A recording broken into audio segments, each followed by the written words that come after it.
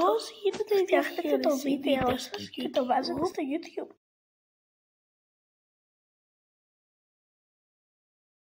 Δεύτερον, πρέπει να πατήσουμε το κουμπί που γράφει διαχείριση βίντεο.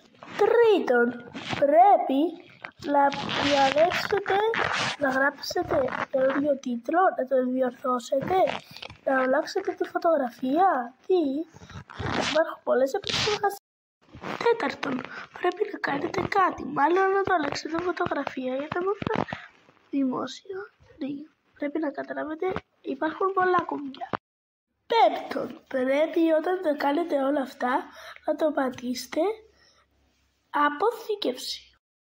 Και έτσι θα σας το αποθηκεύσει όπως το δημιουργήσατε. Διαχείριση βίντεο YouTube. Διαχείριση περιεχομένου βίντεο. Διαχείριση βίντεο YouTube.